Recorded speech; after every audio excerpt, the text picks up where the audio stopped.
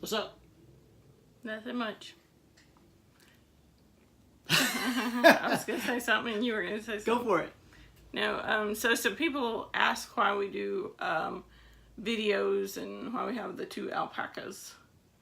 So Because we like adventure. Because we like it and we have fun doing it. And one of the other reasons, just to share a little bit with you, is I guess a little personal, but I have fibromyalgia, and I don't know why I'm getting emotional on video. Well, some days are good days and some days are bad days, and you take the good, you take the bad, you take them both. There you have the facts of life. Yeah, I said it. But on a serious note, one of the reasons we like to do these videos is we know that there's some of you guys that are out there that are probably in the same boat that we are. We've been dealing with fibromyalgia for, I don't know, probably close to 10 years. Wouldn't you say? It's been since I started having symptoms in 2000. 2000. So that's 18 years. Really? 18 years? Jeez. I wasn't officially diagnosed until probably around 2007. So I've been diagnosed 10, 11 years, but I started having symptoms in late December of 2000. So some days we can't get out and do anything, and it's really challenging. So one of the reasons we started this video series and our YouTube channel, the Two Alpacas, is to do two things. Number one, just to help motivate us, to get us out, get us going. Even on the bad days, we still know that there's a way that we can get out and still travel and not be limited or imprisoned by the disease. And the other thing is to show you guys that it is possible. And yeah, there's some days that we just can't do anything. It's just absolutely, it's just impossible. But most days, even on hard days, we can still get out and drive around. Maybe it's something as simple as just getting on the front porch and sitting. Some days we can hike. Some days we can go to a state park. Some days we have to get wheelchairs at grocery stores. Which I was embarrassed by at first, but now are very convenient.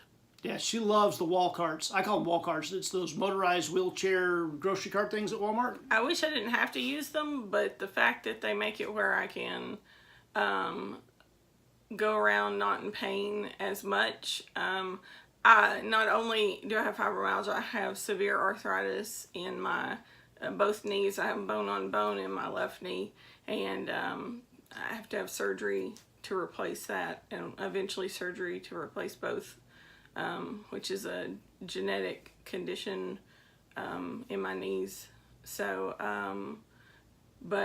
so that gets really bad when you can put that in connection with fibromyalgia. So my legs get the worst part of it, and my back. So being able to sit down makes it a whole lot better. It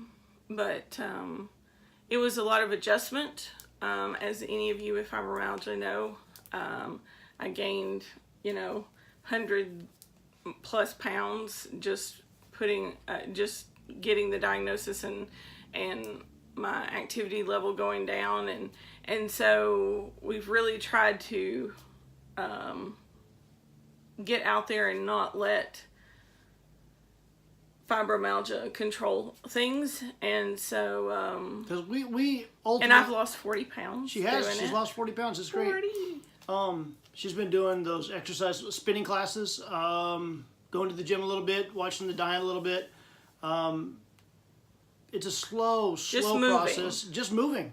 And so I want people with fibromyalgia or any kind of chronic disease like that, like MS, lupus, RA. I know that there's so many of those out there, and there are some times where you can't, and there's times where you can't. And, we don't show the times where we can't. Maybe we will. Maybe we'll show a video with us in the bed watching a movie, because that's all we can do. But, we want to encourage you.